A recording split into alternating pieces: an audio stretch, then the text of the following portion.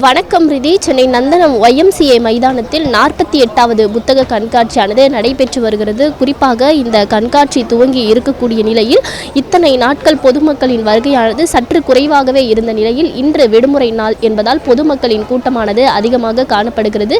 இந்த புத்தக கண்காட்சியை பொறுத்தவரையில் அடுத்து வரக்கூடிய 9 நாட்களுக்கு நடைபெற இருக்கிறது. குறிப்பாக வரக்கூடிய ஜனவரி 18ஆம் தேதி வரை புத்தக கண்காட்சியானது நடைபெற இருக்கக்கூடிய நிலையில் ஏராளமான பொதுமக்கள் இன்றே இந்த புத்தக கண்காட்சியில் பங்கேற்பதற்காக வருகை தந்திருக்கின்றனர்.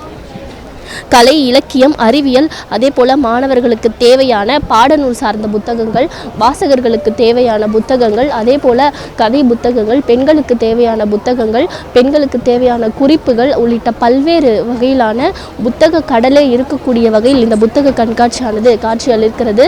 தற்பொழுது ஏராளமான பள்ளி மாணவர்கள் கூட இந்த புத்தக கண்காட்சியில் பங்கேற்று புத்தகங்களை வாசித்து மகிழ்வதுடன் புத்தகங்களை வாங்கி செல்லக்கூடிய காட்சிகளை கூட நம்மால் பார்க்க முடிகிறது. இந்த புத்தக கண்காட்சியை பொறுத்தவரையில் அரையாண்டு தேர்வு முடிந்து பள்ளிகள் மீண்டும் திறக்கப்பட்டிருக்கக்கூடிய நிலையில்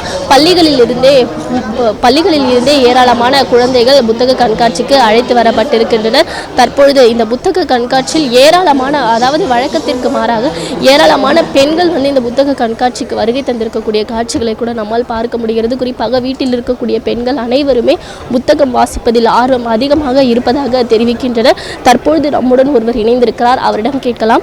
வணக்கம் மேடம், புத்தக கண்காட்சி எப்படி இருக்கிறது? எந்த அளவுக்கு இருக்கு? ரொம்ப நல்லா இருக்கு. எல்லா ரைட்டர்ஸையும் பார்க்கலாம் அதனால தான் வந்திருக்கோம். நிறைய புத்தகம் வந்திருக்கு. என்ன மாதிரியான புத்தகங்கள்லாம் விற்பனைக்கு வச்சிருக்காங்க? அந்த புத்தகங்கள் பிரைஸ் எல்லாம் எப்படி இருக்கு?